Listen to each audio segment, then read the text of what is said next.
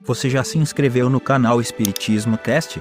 Não esqueça de ativar o sininho e todas as notificações. Assim te informaremos quando houver novos vídeos. E ajude a manter este trabalho voluntário, clicando em Seja Membro. Com isso você nos ajuda a produzir mais conteúdo sobre nossa rica doutrina, com a melhor qualidade técnica possível.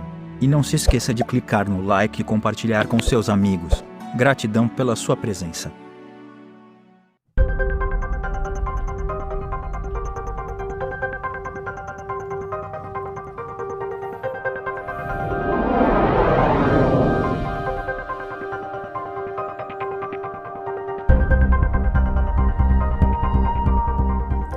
Olá meus amigos, minhas amigas, como é que vocês estão? Sejam bem-vindos a mais um episódio onde estudamos o livro Perispírito do professor Zalmiro Zimmermann. Nós paramos o último episódio porque é muito grande, um capítulo muito grande, que estamos estudando o perispírito e a evolução. E a gente entendeu, né, como é que o conhecimento científico andou até praticamente os dias atuais, e agora a gente entrou falando baseado na doutrina espírita, né? Então o autor está explanando a esse respeito. E, curiosamente, nós vamos ver daqui a pouco, lembrando que o espiritismo e a teoria da evolução das espécies são contemporâneos. Então, quando o espiritismo foi transmitido ao mundo, né, por meio de Kardec, seu organizador, a teoria da evolução das espécies de Darwin ainda não tinha sido publicada. Olha que interessante. E os espíritos vêm falar exatamente o que Darwin estava falando. Dá uma olhada, vamos continuar então aqui sobre esta parte aqui.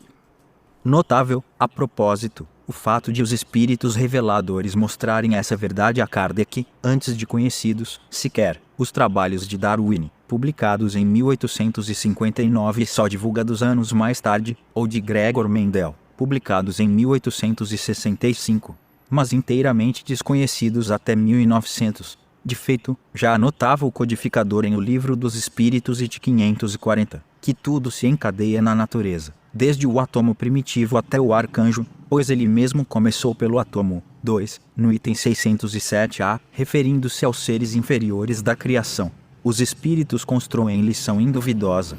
É nesses seres que estáis longe de conhecer inteiramente que o princípio inteligente se elabora, se individualiza pouco a pouco e se ensaia para a vida. É, de certa maneira, um trabalho preparatório, como o de germinação, em seguida ao qual o princípio inteligente sofre uma transformação e se torna espírito. É então que começa para ele o período de humanidade e com este a consciência do seu futuro, a distinção do bem e do mal e a responsabilidade dos seus atos. É praticamente está complementando aí a teoria de Darwin, né? Na questão 607b, respondendo a uma indagação de Kardec a respeito do ciclo inicial de humanização, os espíritos esclarecem: a Terra não é o ponto de partida da primeira encarnação humana. O período de humanidade começa, em geral, nos mundos mais inferiores.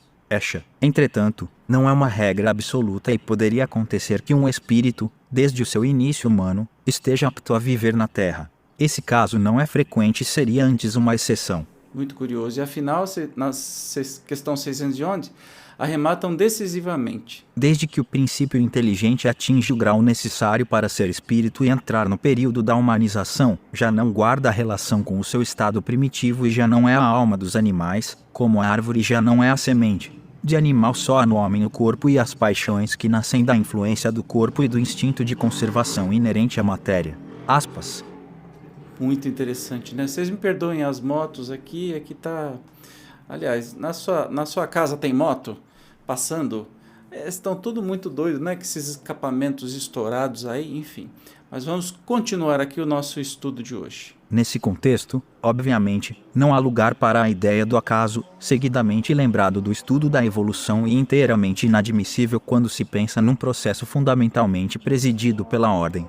Incogitável tal possibilidade que necessariamente implicaria desordem, inconsistentes se tornam, então, as proposições de que certos tipos de fenômenos ligados às variações hereditárias subordinam-se a acontecimentos puramente casuais.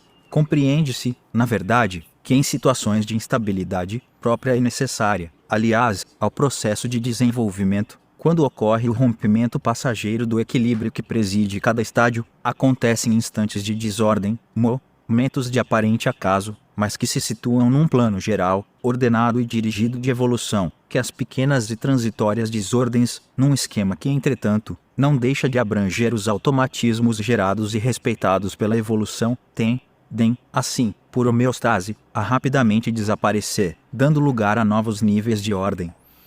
Ou seja, nada é o acaso que está acontecendo entre nós, essa evolução não é acaso, é tudo planejado, mesmo quando parece que não é, mas não teria chance nenhuma de acontecer, né? As chances são muito pequenas de acontecer tudo ordenadamente como acontecem. E em se tratando, especificamente, daquelas raras mudanças cedilha maiúsculo AS genotípicas ocasionadas por mutação, cuja observação tem levado biólogos a pensar na existência do acaso, é imperioso ter presente que o fato fundamental, nos demais casos, é a evolução do princípio psíquico, a qual envolve dimensões insuscetíveis, até, de se aninhar no exíguo conceito que se tem da biosfera terrestre. 24. Assim, se a evolução é essencialmente do princípio psíquico, que se exercita no laboratório genético, através das formas, deve-se admitir que as causas de uma possível mutação só podem ser, intimamente, de natureza psíquica, a traduzir o potencial de transcendência inerente a todos os organismos e a revelar o psicodinamismo imanente à criação. Pode-se, então, dizer que possíveis fatores mutagênicos e outros, que impulsionam a evolução, nos reinos vegetal e animal, na realidade, apenas expressam esse potencial de transcendência, equivalente a um fator psicoevolutivo, ou fator evolutivo psicobiológico, de caráter essencial.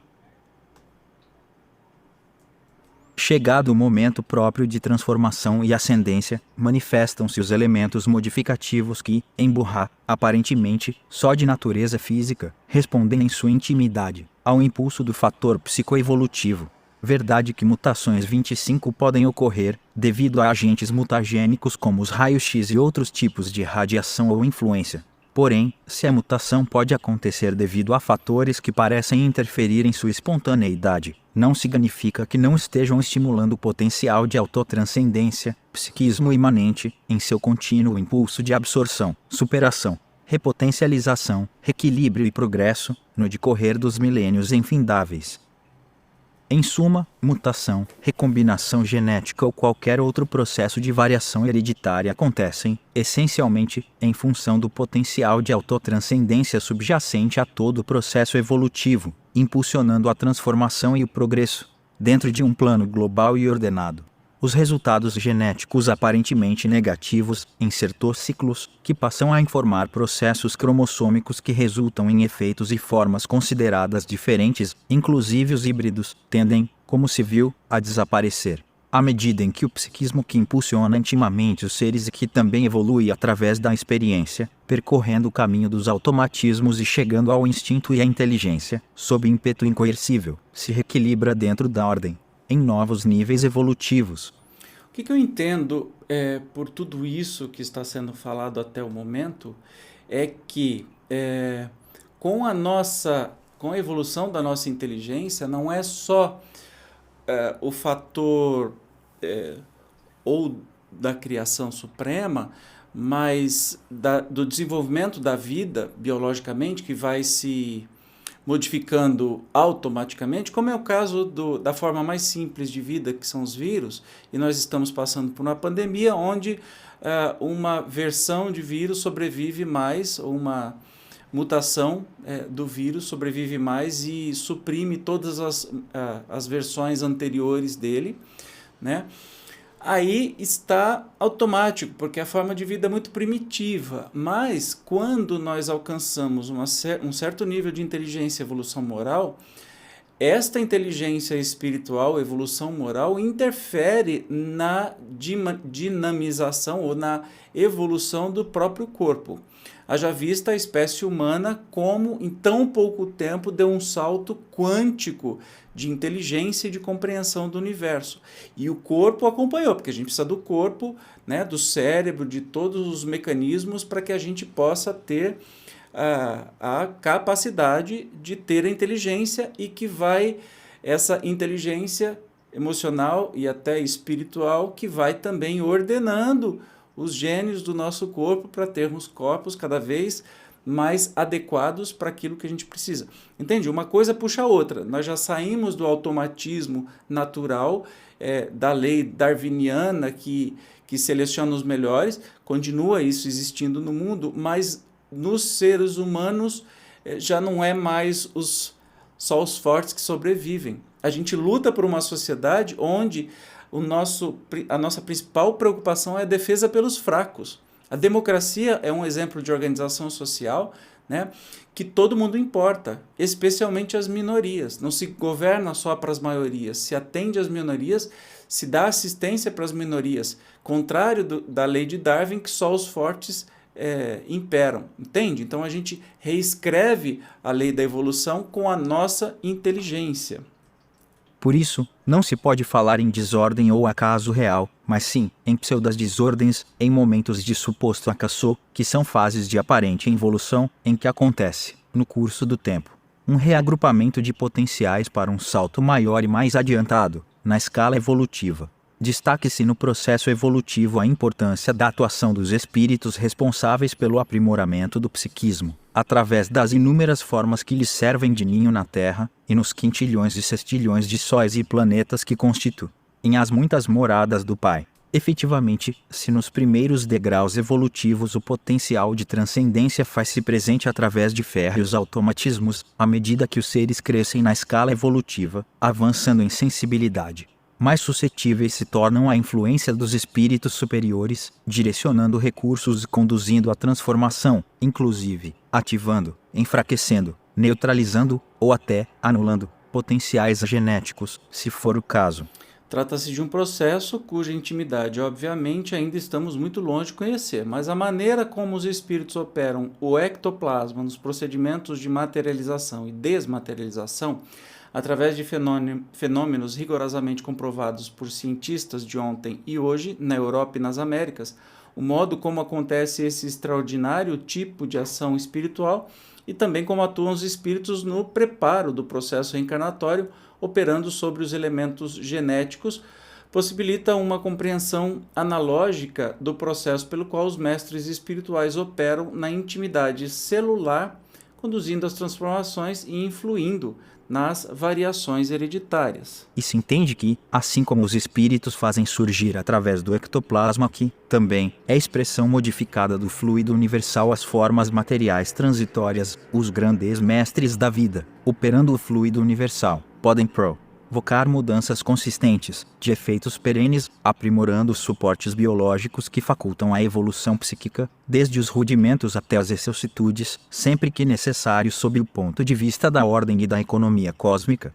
Tal o papel dos engenheiros siderais, mestres maiores e sábios manipuladores do fluido universal, energia cósmica fundamental, de que nos dão notícia as inúmeras lições mediúnicas que, principalmente nesses 2 últimos séculos, têm sido alcançadas à humanidade, em diferentes lugares, línguas e épocas. Compreende-se claramente que evoluir é alcançar escalas psíquicas cada vez mais avançadas. Escreve Gabriel DLNNE, através de 1000 modelos inferiores, nos labirintos de uma escalada ininterrupta, através das mais bizarras formas, sob a pressão dos instintos e a sevícia de forças inverossímeis. A cega psique vai tendendo para a luz, para a consciência esclarecida, para a liberdade. Que lindo esse crescente que o autor faz, né? E ele continua aqui citando outros grandes também. E Gustave GLY, 1868, 1924, sublinha, da mesma maneira que o indivíduo, o universo deve conceber-se como representação temporária e como dinamo-psiquismo essencial e real. Do mesmo modo que o organismo do indivíduo é apenas o produto idioplástico de um dinamo-psiquismo essencial, assim o universo se apresenta como a formidável materialização da potencialidade criadora. Esse dinamismo psíquico essencial, segundo o cientista, que foi diretor do Instituto Metapsíquico Internacional, traduz-se pela progressiva passagem do inconsciente ao consciente. Partindo das dimensões mais primitivas de vida, o princípio psíquico é ininterruptamente impulsionado, através dos bilênios, em direção ao sol da razão e do autorreconhecimento, e daí, a expansões inimagináveis, em um contexto cósmico que, como se sabe, é marcado pela infinidade. Pietro Baldi, 1886-1972, a propósito, traz uma visão extraordinária a respeito. 27 Depois de sublinhar que toda a matéria, ainda que é denominada bruta e inerte, é viva, sente, pode plasmar-se e obedecer, se atingida por um comando profundo. Explica. Vamos ver o que Pietro Baldi fala. Inclusive, ele desencarnou no ano do meu nascimento. Que interessante, né? Mas vamos lá. Nas formas dinâmicas temos uma progressão de períodos, raio-x, vibrações que desconheceis, raios luminosos, caloríficos e químicos, espectro visível e invisível do infravermelho ao ultravioleta, vibrações eletromagnéticas, ou traz vibrações que ignorais e, finalmente, vibrações acústicas. Das formas dinâmicas passa-se às psíquicas, começando pelas inferiores, em que o psiquismo é mínimo. Os cristais são sociedades moleculares, verdadeiros povos organizados e regidos por um princípio de orientação matematicamente preciso, e neste princípio está o já mencionado psiquismo. E observai que a cristalografia vos oferece 7 sistemas cristalinos, que são a graduação de um conceito sempre mais complexo, de um psiquismo sempre evidente, que se revela conforme planos e eixos simétricos, regulados por critérios exatos. 28 Do triclínico ao monométrico, através do monoclínico, do trimétrico, do trigonal, do dimétrico, do hexagonal, ou de sistemas que, embora difiram no nome, são substancialmente os mesmos. Subimos ao reino vegetal. Depois ao reino animal, que possui expoente psíquico sempre mais profundo e evidente. Dos protozoários aos vertebrados, a vossa zoologia classifica os animais existentes em 7 tipos. Chegamos, assim, através de repetições rítmicas, de uma graduação fundamental e da reprodução de períodos constantes da matéria, condensação máxima da substância, às superiores formas de consciência humana, para vós espiritualização máxima. E acrescenta ainda: da zoologia chegamos ao mundo humano, mas toda a vida, mesmo a vegetal, tem uma única significação, constru-se cedilha maiúsculo O de consciência. Todas as formas de vida são irmãs da vossa e lutam para alcançar a mesma meta espiritual, que é o escopo da vossa vida humana.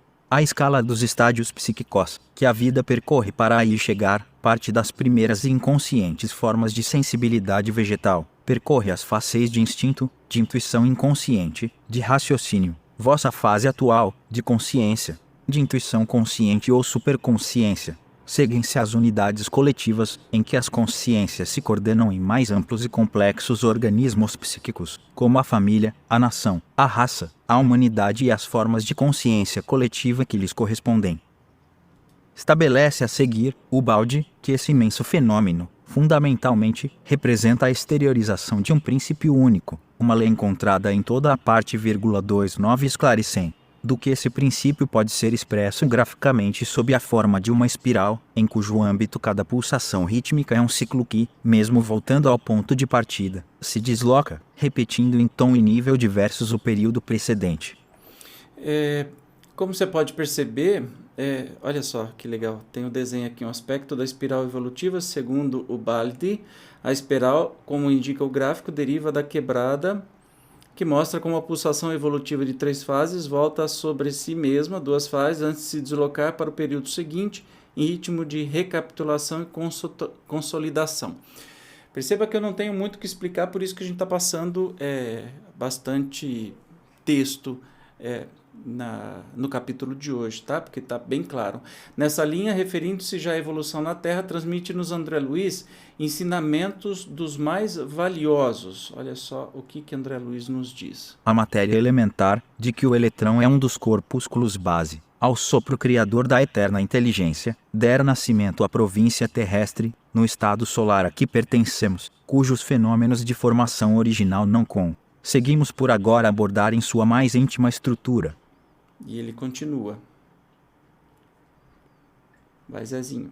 A imensa fornalha atômica estava habilitada a receber as sementes da vida e, sob o impulso dos gênios construtores, que operavam no orbe nascituro, vemos o seio da Terra recoberto de mares mornos, invadido por gigantesca massa viscosa a espraiar-se no colo da paisagem primitiva.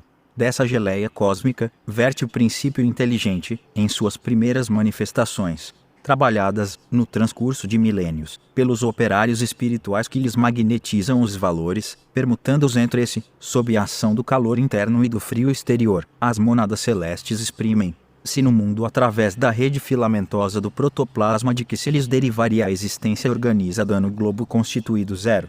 Séculos de atividade silenciosa perpassam, sucessivos. Olha que legal, está em evolução em dois mundos, essa explicação até que romantizada, né, da criação, mas muito fiel que a ciência nos traz hoje. Cada espécie de seres, do cristal até o homem, e do homem até o anjo, abrange inumeráveis famílias de criaturas, operando em determinada frequência do universo. E o amor divino alcança-nos a todos, à maneira do sol que abraça os sábios e os vermes. Lindo demais isso, né? Também está no livro Libertação, mas continuando aqui. Todavia, quem avança demora-se em ligação com quem se localiza na esfera próxima. O domínio vegetal vale-se do império mineral para sustentar-se e evoluir. Os animais aproveitam os vegetais na obra de aprimoramento. Os homens se socorrem de uns e outros para crescerem mentalmente e prosseguir adiante. Atritam os reinos da vida, conhecidos na terra, entre si. Torturam-se e entredevoram-se, através de rudes experiências, a fim de que os valores espirituais se desenvolvam e resplandeçam, refletindo a divina luz. Que legal. Então, livro Libertação. Em outro local, a lição é mais explícita ainda. Princípio espiritual acolheu-se no seio tépido das águas, através dos organismos celulares, que se mantinham e se multiplicavam por sissoparidade. Em milhares de anos, fez longa viagem na esponja, passando a dominar células autônomas, impondo-lhes o espírito de obediência e de coletividade, na organização primordial dos músculos. Experimentou longo tempo, antes de ensaiar os alicerces do aparelho nervoso, na medusa, no verme, no batráquio, arrastando-se para emergir do fundo escuro e lodoso das águas, de modo a encetar as experiências primeiras, ao sol meridiano. Quantos séculos consumiu, revestindo formas monstruosas, aprimorando-se, aqui e ali, ajudado pela interferência indireta das inteligências superiores. Impossível responder, por enquanto. Sugou o seio farto da terra, evolucionando sem parar, através de milênios, até conquistar a região mais alta, onde conseguiu elaborar o próprio alimento. Lindo demais, né? E ainda tem um pouquinho mais, ó.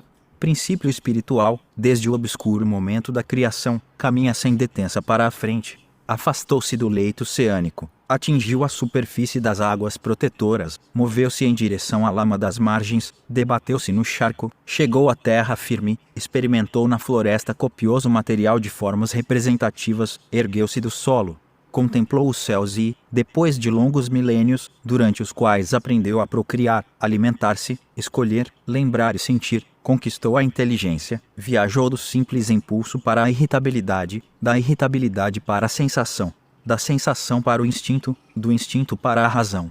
Nessa penosa romagem, inúmeros milênios decorreram sobre nós. Estamos, em todas as épocas, abandonando esferas inferiores, a fim de escalar as superiores. O cérebro é o órgão sagrado de manifestação da mente, em trânsito da animalidade primitiva para a espiritualidade humana.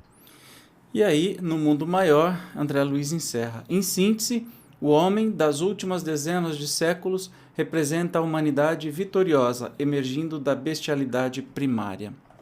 Gente, é quase um poema, né?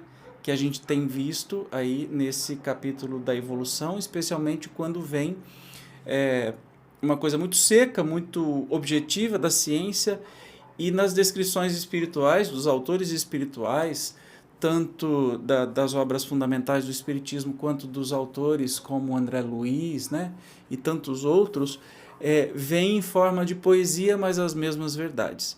Então a gente entende que nós caminhamos para uma evolução, tanto do nosso corpo físico como do nosso corpo espiritual, caminhando sempre junto da evolução tida, né, e admitida pela nossa ciência, numa lógica progressiva. E que chegamos em certo momento que o nosso ser espiritual interfere na evolução do nosso ser físico. E não poderia ser diferente disso, né?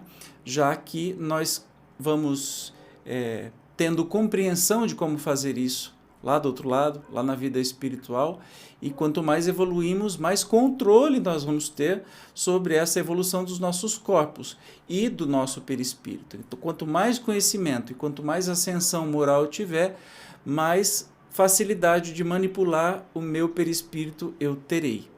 E isso vem caminhando lado a lado da nossa evolução da ciência terrena. Que lindo, né? Espero que você tenha gostado.